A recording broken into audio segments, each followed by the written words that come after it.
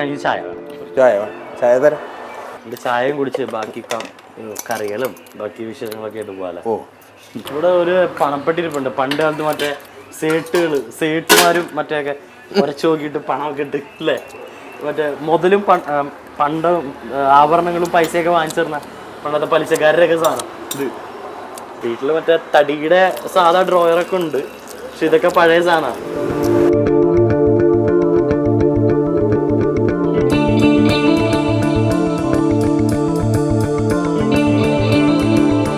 നമ്മൾ കുടിക്കാൻ നേരത്തെ തന്നെ എന്താ പറയുക, ആ ഒരു പഴയ എൻ്റെ വീട്ടിലൊക്കെ ചെറുപ്പത്തിൽ എന്ന് പറഞ്ഞാൽ ഒരുവിധം അറിവ് വെച്ച ശേഷം ശരിക്കും പാല് തിളപ്പിച്ചിരുന്നു. അപ്പോൾ ആ ഒരു നമ്മൾ പാക്കറ്റ് പാലിൻ്റെ സ്മെല്ലല്ല, ശരിക്കും നമ്മൾ കുടിക്കുമ്പോൾ തന്നെ സ്മെല്ല് ചെയ്യാൻ പറ്റും. ആ ഒരു പശുവും പാലിൻ്റെ കറക്റ്റ് സ്മെല്ലുള്ള ചായ എനിക്ക് ശരിക്കും ഒറിജിനൽ പശുവും പാല്.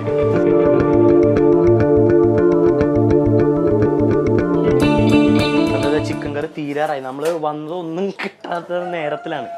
മീൻസ് പഴങ്കഞ്ഞി ഇത് കണ്ടോ, പഴങ്കഞ്ഞി ഓൾമോസ്റ്റ് തീർന്ന്.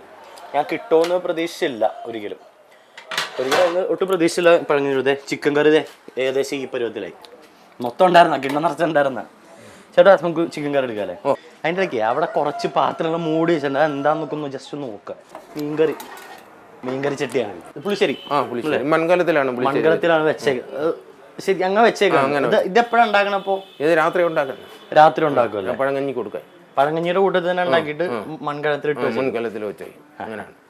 അതെ, നമ്മുടെ ചിക്കൻ കറി ഇതെങ്ങനെയായിട്ട് ഉണ്ടാക്കുന്നത്? എനിക്ക് ഇതുണ്ടാക്കുന്നത് ചിക്കൻ കൊണ്ടുവന്ന് വാട്ടും എന്ന് പറഞ്ഞാൽ കുറച്ച് എണ്ണയും കുറച്ച് മഞ്ഞളും കുറച്ച് ഉപ്പും ചേർത്ത് അടുപ്പിൽ വയ്ക്കും. തിളച്ചെല്ലാം പറയുമ്പോൾ ഒരു നിറം വ്യത്യാസം വരുമല്ലോ. ഇറച്ചി പച്ച നിറം മാറി മറ്റൊരു നിറം വരുമല്ലോ.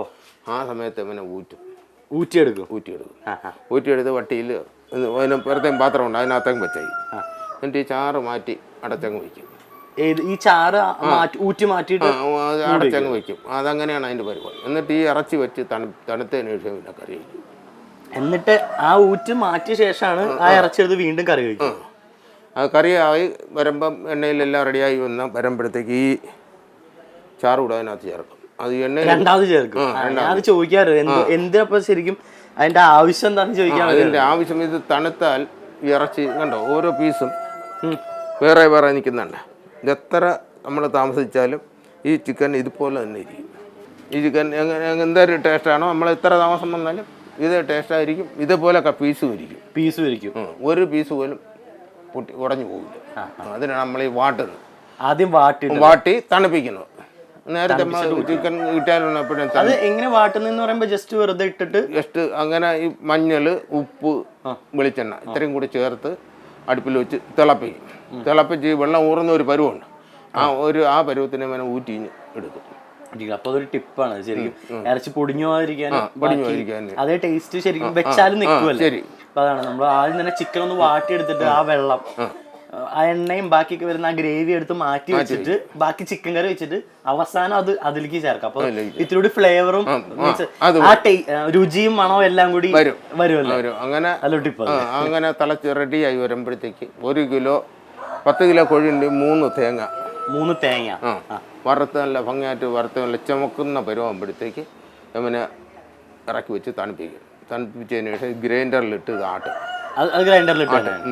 അതാണ് ആളുകളെല്ലാം പറയേണ്ട ഇറച്ചിക്ക് എണ്ണ കൂടുതലാണ്. അതാണ് ഇറച്ചിയുടെ എണ്ണ.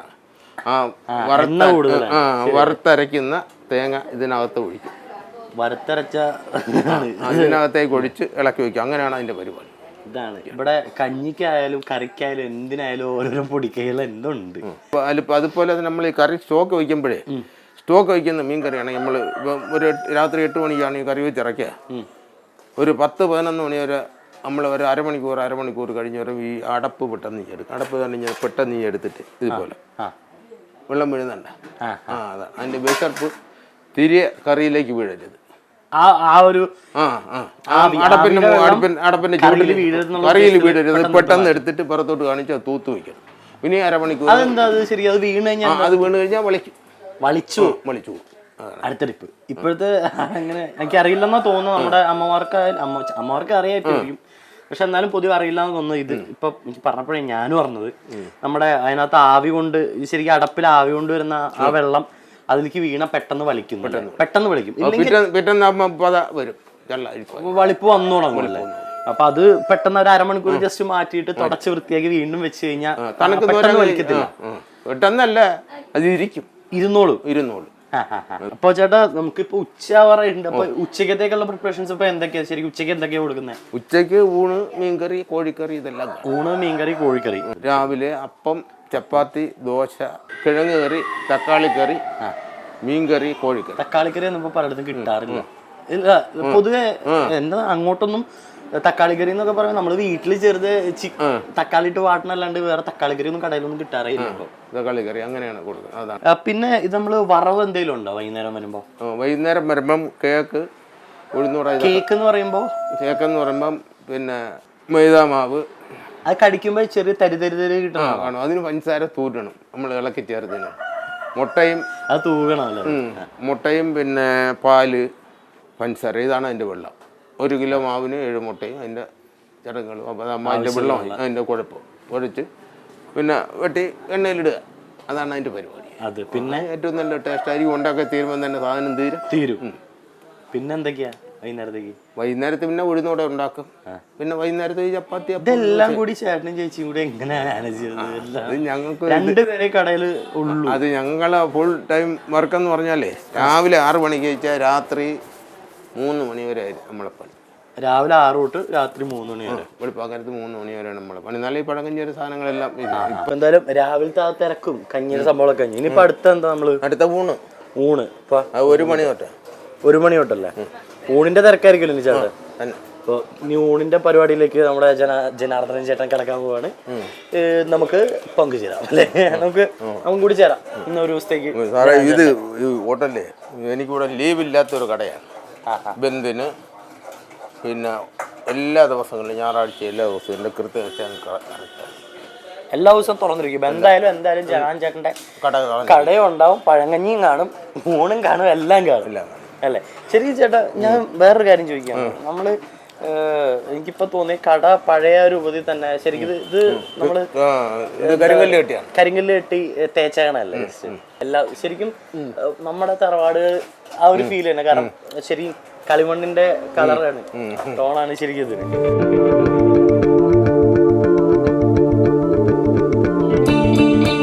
ഇതൊക്കെ ആൾക്കാരുണ്ടല്ലോ. ഇതൊക്കെ ആരാ ഏട്ടാ?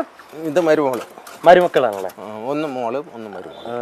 ഇവര് രണ്ടുപേരും ഉള്ള തൊഴിലാളികൾ. വേറെ ആരും? ഇത് രണ്ടുപേരും ഉച്ചക്കത്തേക്ക് സഹായിക്കാൻ വേണ്ടി വരും. പേരെന്നാ? എന്താ? അഞ്ജലി. നാണോ? ശരിക്കും അടപ്പത്തൊക്കെയാ ഇത് കറി. എന്നെ ചേച്ചി കറി എന്താ വെക്കുന്നേ? അവിയലിനുള്ള അവിയലുള്ള കൂട്ടൊക്കെ അടുപ്പത്താക്കി വെച്ചേക്കാണ്.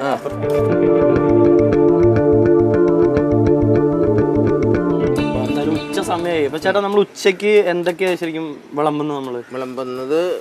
ഊണ് എന്ന് പറയാൻ ചോറ്, പിന്നെ ബാക്കി കറികൾ 3-4 കൂട്ടം കറി, പിന്നെ തൈര്, പുളിശ്ശേരി എല്ലാം കാണും. ഇവിടുത്തെ സ്പെഷ്യൽ എന്താ? ഇവിടുത്തെ സ്പെഷ്യൽ കോഴിക്കറി. ഇനി ഒന്നുകൂടി വെക്കണ്ടേ? കോഴിക്കറി തീർന്നു. തീർന്നിടത്ത് ഇപ്പൊ വയ്ക്കും. അപ്പൊ മീൻകറിയും കോഴിക്കറിയും എല്ലാം ഒന്നേന്ന് വെക്കാണ്. ഇപ്പൊ തന്നെ ഉച്ച സമയമായി. ഇപ്പൊ തിരക്ക് വരാൻ തുടങ്ങും. അപ്പോഴത്തേക്കും ബാക്കിയുള്ള ആ ഒരു അൽക്കുലത്ത് പെട്ടെന്നുള്ള ഓടിച്ചിട്ട് തീർക്കണമല്ലേ? ശരിക്കും ഓടിച്ചിട്ടാലും സ്വാദോടെ തന്നെ വെക്കണം അല്ലേ? എന്തായാലും ചേട്ടൻ്റെ പണി ഉണ്ടാക്കട്ടെ. ഞാൻ എന്തായാലും കപ്പ തിന്നോട്ടെ. കപ്പയും കോഴിയും എല്ലാം കൂടി ഞാൻ ഇന്ന് തിന്നാൻ പോവാം. ശരി.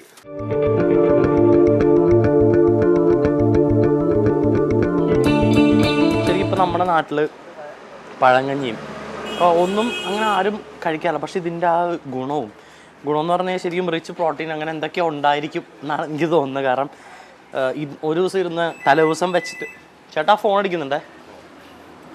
തലേദിവസം വെച്ച ആ ഒരു ചോറൊക്കെ ഇരുന്ന് ശരിക്കും പുളിച്ച മോര് കട്ടത്തൈരല്ലേ, മോര്, പുളിശ്ശേരി, മീൻകറി എല്ലാം കൂടി ഇട്ട് ഇങ്ങനെ ഞെരടിയിട്ട് ലേശം ഉപ്പും കൂടി ഇട്ടിട്ടെ ഇങ്ങനെ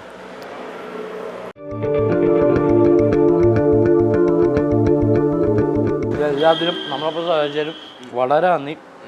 പഴങ്കഞ്ഞി കാരണം പഴങ്കഞ്ഞി ചേട്ടൻ്റെ അടുത്ത് മാറ്റി വെച്ചിട്ടാണ് എനിക്ക് കിട്ടില്ലായിരുന്നു. അതിനും പ്രത്യേകം നന്ദി. എല്ലാത്തിനും നന്ദി. ശരിക്കും നമ്മൾ വീട്ടിലും എന്നും രാവിലെ നമുക്ക് പഴങ്കഞ്ഞി ശീലിക്കാം. ഇന്ന് രാവിലെ ഇതേപോലെ എനിക്ക് തലേന്ന് വെച്ച ചോറും ശരിക്കും വേണ്ടത് എൻ്റെ വീട്ടിൽ അമ്മ തലേദിവസം മീൻകറി ചട്ടിയിൽ ഇട്ടിട്ട് കുഴച്ച് ഞെരടി തരുമായിരുന്നു. അതിൻ്റെ ടേസ്റ്റൊക്കെ ഒന്ന് വേറെയാണ്. നമുക്ക് എന്തായാലും ശരിക്കും അതും അറിയണ്ടേ. ഇപ്പോഴത്തെ നമ്മുടെ ആ ഒരു ഏജ് ഗ്രൂപ്പൊക്കെ ശരിക്കും അതുകൂടി അറിയണ്ടേ. എന്തായാലും ഇതിനും വളരെ നന്ദി.